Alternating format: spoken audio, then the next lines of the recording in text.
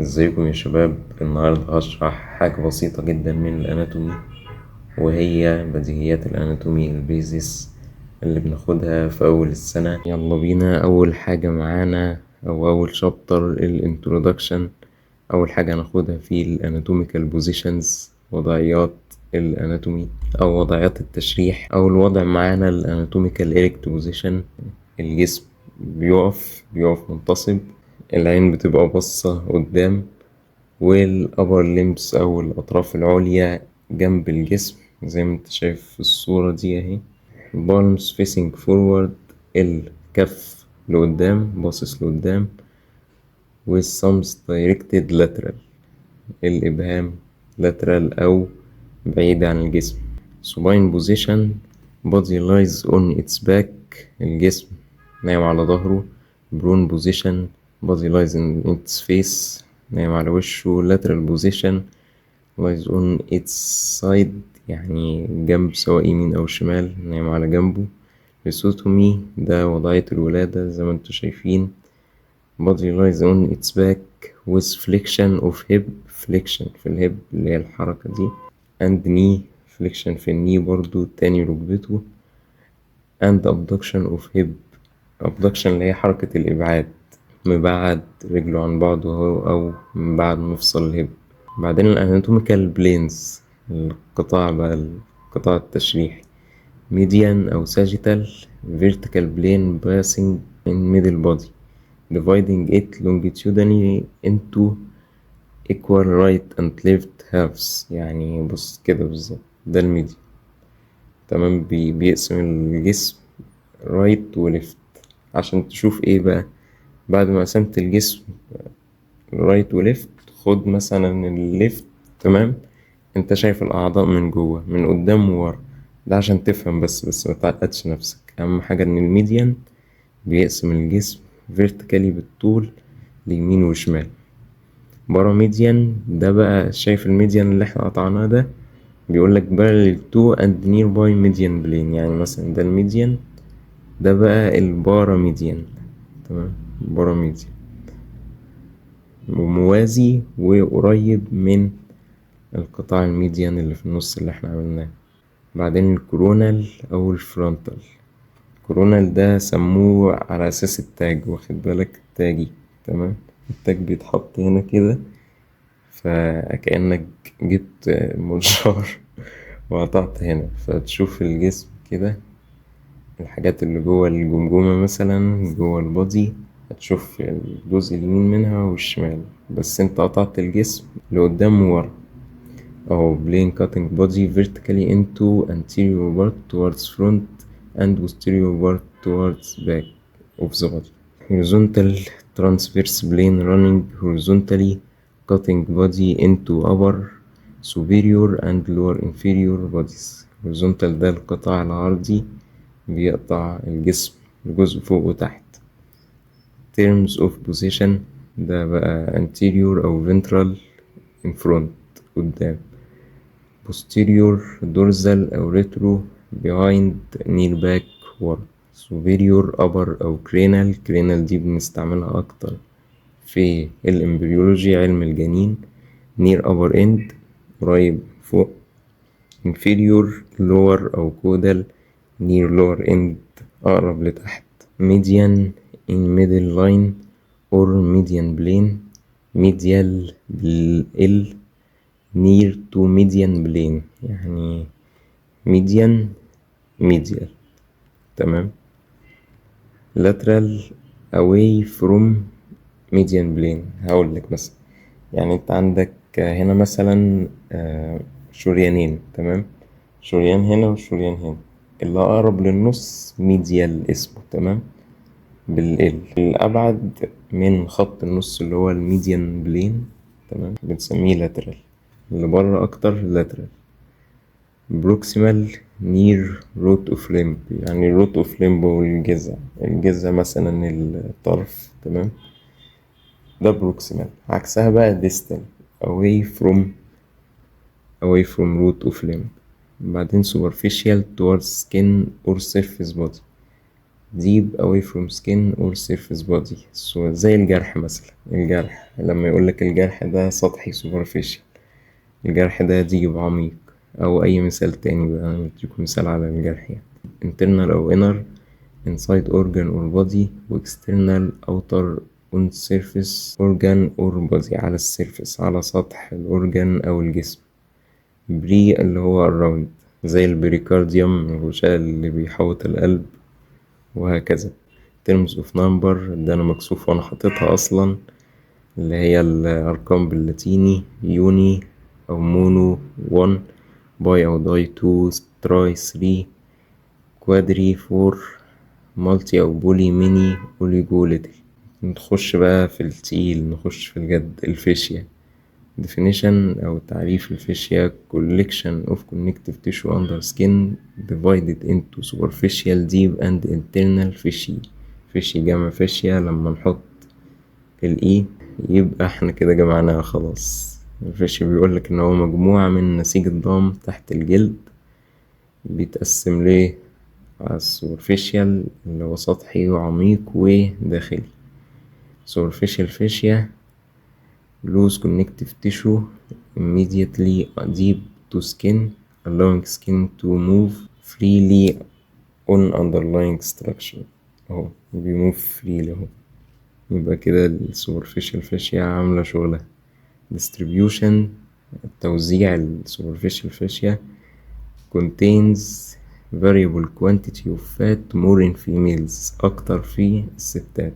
fat is abundant in breast، في الثدي، anterior abdominal wall، الكرش، والجلوتيال ريجون، على المؤاخذة المقعدة على رأي دكتور جلال. less in limbs أقل في الأطراف، و absent in eyelid venous scrotum. الايلid اهو مفهوش superficial fascia، تمام. والفينوس والسكروتم البضاعة. الفينوس ده العضو التناسلي الذكري، والسكروتم كيس الصفر. functions الوظائف: soften and smoothen body surface. تاني وظيفة facilitates skin movement on underlying structures، يخلي الحركة أسهل على الحاجات اللي تحته. prevent heat loss، سيبك من السيرمال انسيوليتور، دي كلمة معقدة جدا بس الدكتور كان خايف علينا فايه حطها لنا احتياطي، يمكن تيجي في الام سي كيو، اللي هو يعني بتحافظ على درجة حرارة الجسم. احنا ليه؟ ايوه بسط الامور على نفسك. conducting medium for nerves blood vessels، الاعصاب والاوعية الدموية، والليمفاتكس supplying the skin. contains muscles expression muscles اللي هي عضلات التعبير في الوش. ده السوبرفيشال فاشيا بتحتوي على expression muscles دي اللي في الوش. contains glands زي المامري جلاند، الغدة اللبنية. دي فاشيا in elastic membrane، غشاء غير مطاطي، of compact regular، خيوط الكولاجينية. distribution توزيع well defined in limbs، بكمية محترمة يعني في الأطراف. very strong in palm and soles، البالم هو الكف، والسول بطن الرجل. و absent in face and anterior abdominal wall، مش موجودة في الوش وجدار المعدة الأمامي، عشان ايه اللي موجود هنا؟ السوبرفيشال fascia. functions formation of broad sheets surround different group of muscles so fix underlying structures in position give attachment to some muscles help venous return. خلاص البرود شيتس اللي بتحوط مجموعة العضلات وتساعد دم الوريد ان هو يرجع للقلب. formation of intermuscular septum او septa جمع، وانتر اوسيوس membrane separate different groups of muscles with different actions and nerve supply also increase surface area for muscle attachment. اهو الانترماسكولار سيبتم اهو، والانتر اوسيوس ممبرين اهو. الحمد لله انا حاطط صور. formation of reticula او الحافظة اللي بتكون بتحفظ الأوتار. second localized transverse band at wrist and ankle to keep tendons in position. زي ده اهو، دي الفليكسور ريتيناكولا ان شاء الله، يعني ايوه الفليكسور. formation of palmar and plantar aponeurosis، اللي هو thick strong layers to protect vessels nerves and tendons. البالمر بلانتر aponeurosis، أو دي البالمر aponeurosis اهي. formation of fibrous sheaths around big vessels زي الكاروتيد sheath around carotid arteries internal jugular vein whale vagus nerve. الكلام ده في الرقبة أو زي ما انت شايف اهو، ده الفايبرس شيث. clinical importance knowledge of deep fascia arrangement help to explain infection path when spreading from primary site، زي الانفكشن لما يتنقل من البق للحنجرة. fluid accumulation in superficial fascia leads to edema. الإديمة اللي هي التجمع من السوائل، لما بتضغط عليه كده بتلاقي صباعك علم. والإديمة دي بالمناسبة تاخدوها في التفصيل في 104 اللي أنا هنزل سمر فيه. skin mobilization after its incision at superficial fascia plane and skin incision along skin crease heals with minimal scar. تاني شابتر السكيلتال سيستم. أول حاجة معانا البون اللي هو hard type of connective tissue forming skeleton، نوع صلب من النسيج الضم بيعمل الهيكل العظمي أو الهيكل. functions give specific shape and provide central access، بيدي الشكل. to protect vital organs، بيحمي الأعضاء الداخلية زي ما السكال بتحمي البرين، الجمجمة بتحمي الدماغ أو العقل.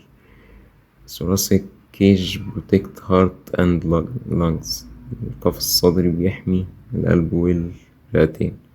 surface area for muscle attachment and form joints، مكان للعضلات تمسك فيه وبيعمل مفاصل.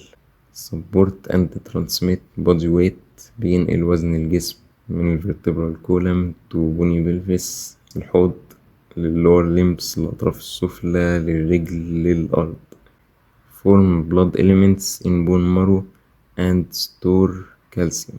هتاخد الكلام ده بالتفصيل في الفسيولوجي إن شاء الله، بس بيقولك إن هو البون مارو بيعمل الدم، بيشارك إن هو يعمل الدم.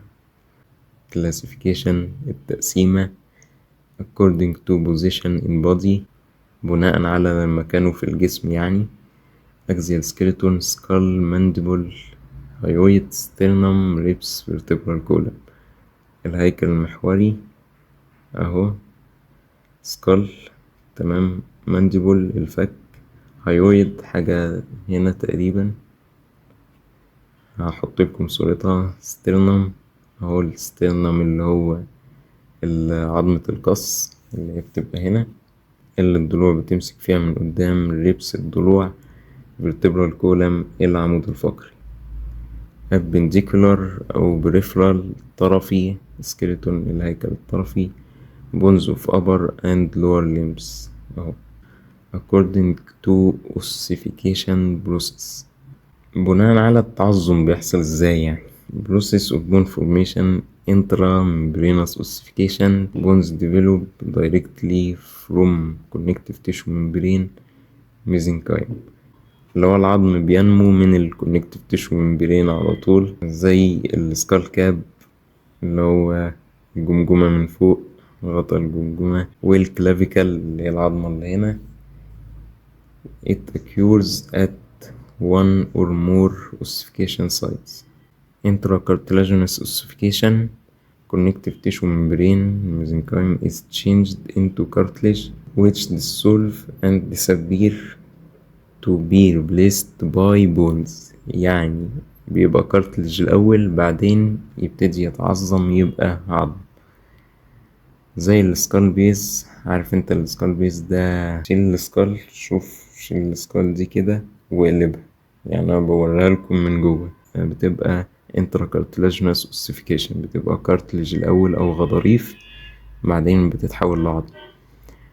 واللونج بونز العظم الطويل زي العظم اللي في الرجل وفي الدراع، عشان كده بتطول. والريبس وفيرتبري الضلوع والعمود الفقري. تقسيمة العظم على حسب الشكل: في لونج بونز سايت upper and lower limbs في الأطراف العليا والسفلى. والستراكشر التركيب: تور اندز epiphysis وشافت diaphysis اهو. ده epiphysis end وepiphysis اللي في النص اسمه diaphysis. epiphysis expanded upper and lower ends of long bone. It has smooth articular surface covered by articular hyaline cartilage with diaphysis compact bone tube منبوبة من العظم الصلب والسنترال ميدالاري كافيتي filled with bone marrow.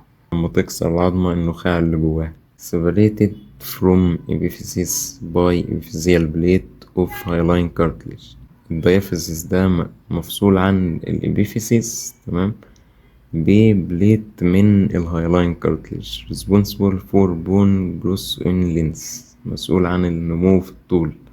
surrounded by periosteum fibrous sheath responsible for bone growth in width، نمو العظم بالعرض.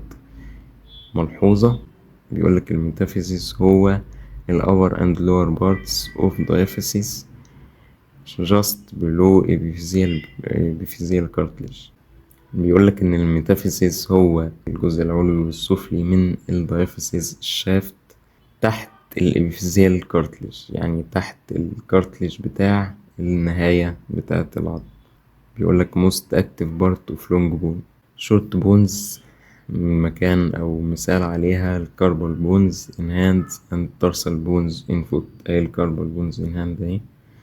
structure spongy أو cancellous bone covered by compact bone، عظم اسفنجي متغطي بعظم ناشف.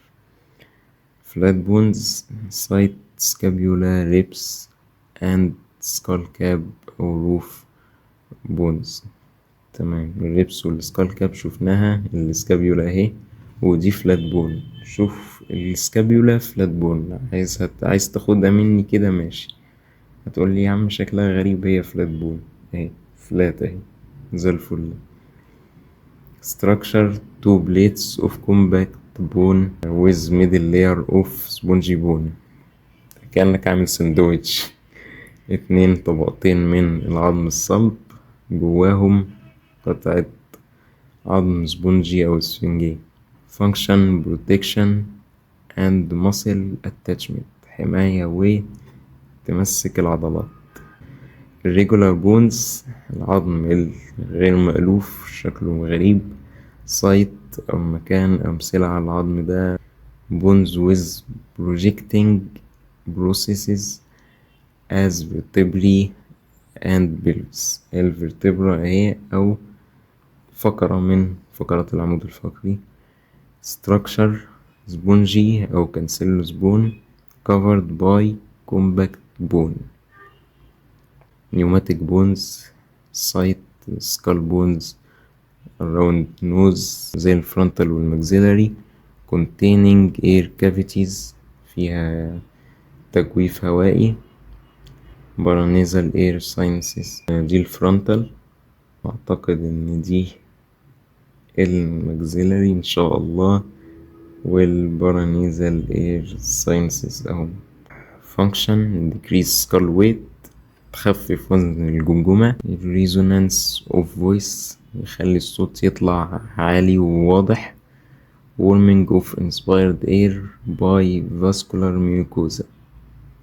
sesamoid bones مكان أو أمثلة عليه البيزيفورم والباتيلا اللي هي أكبر عظمة سيسامويد اللي بتكون مغروسة في وتر الكوادريسيبس، وتر الفخذ الأمامي قدام الركبة. structure التركيب بتاعها عامل ازاي؟ بتبقى small bone nodules embedded in some muscle tendon. function diminish fraction between tendons and bones. تقلل الاحتكاك بين العظم والتندون أو الأوتار، زي اللي الباتيلا أو صابونة الرجل دي.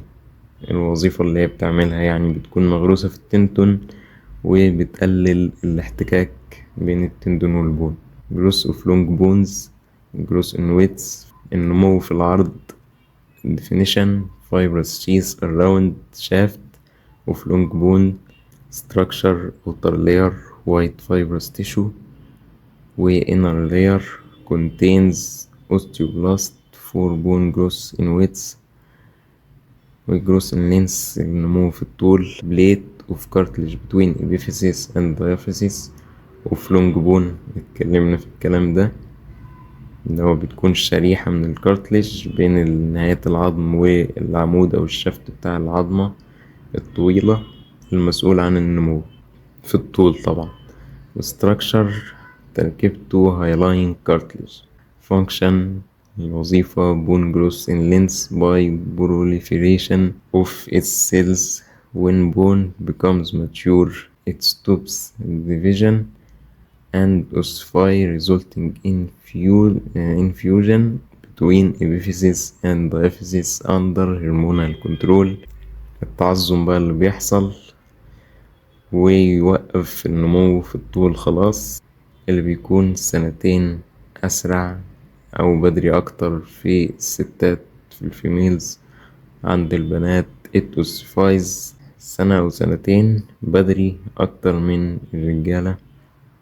which called growing end. arterial supply of long bones، تغذية الشرايين أو التغذية بالدم للعظم الطويل. nutrient artery enters shaft at its middle through oblique nutrient foramen، اللي هو foramen خرمة بتكون مايلة ومسؤولة عن التغذية. runs away from growing end و supply inner تلتين of shaft and bone marrow.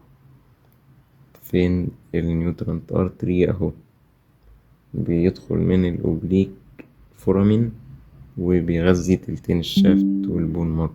metaphyseal arteries enter through minute foramina to supply metaphysis. فين metaphyseal artery؟ اهو